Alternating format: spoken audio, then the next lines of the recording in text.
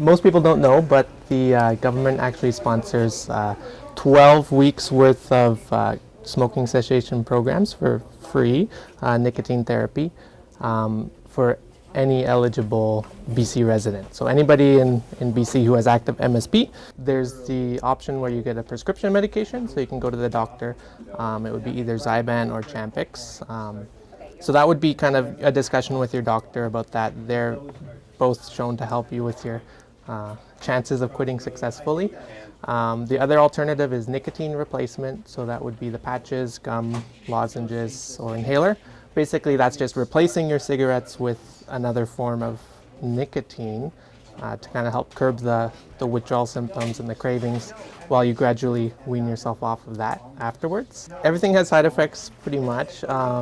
With the prescription options, there's the two options. They have kind of different side effect profiles. Like Champix often the most common thing people say is it gives them vivid dreams or nightmares sometimes. So that's one thing we usually warn them about. If it's troubling to them, they can come talk to us.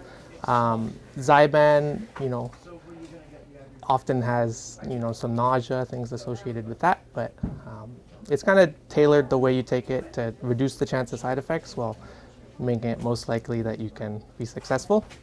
With nicotine replacement, there's side effects for sure. Pretty much it's the effects of nicotine, so it can cause some nausea, upset stomach, kind of feeling uptight, irritable sometimes, like a bit stimulating. So, but it's the same kind of effect profile as smoking, but without the harmful effects of actually inhaling smoke and all the tobacco and all the things in cigarettes. So generally, it's ultimately better compared to smoking. So if you have your choice of either smoking and having those effects plus all the negative health effects or the smoking cessation, then usually the nicotine products are more tolerable. There's a great website in BC called quitnow.ca.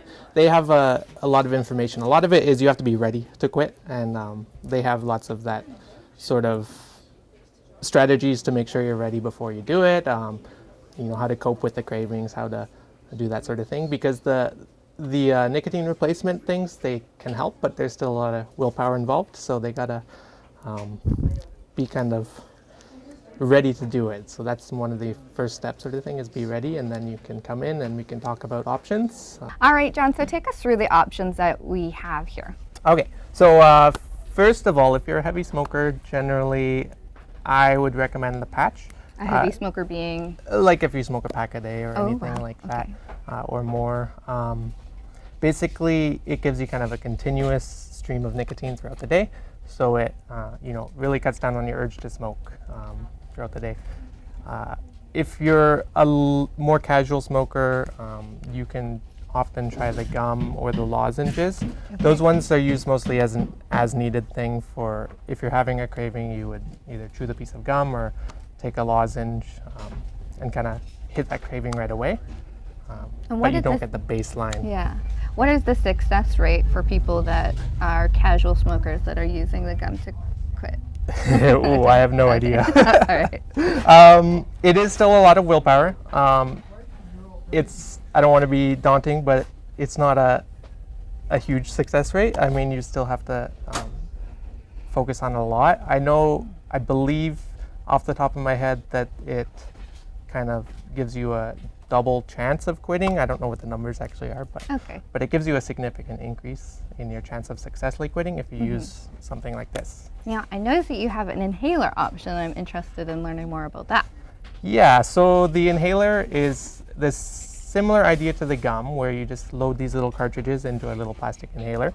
That gives you kind of the physical hand-to-mouth motion they call often, for like similar to like you're smoking a cigarette, but without those harmful, actual tobacco and whatnot. And it's actually not harmful for you.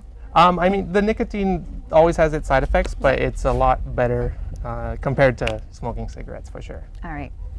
And the lozenges? Lozenges are kind of just like mints. You just gradually dissolve them in your mouth. whenever you're having cravings, and that gives you the instant release of nicotine.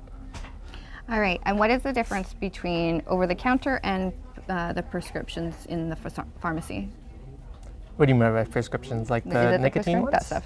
Yeah. So ultimately, we provide the same products. It's still the Nicoderm brand or Nicorette brand, currently at least, and it's just in different packaging for pharmacy dispensing. All right, well, thank you so much. Yeah, no problem.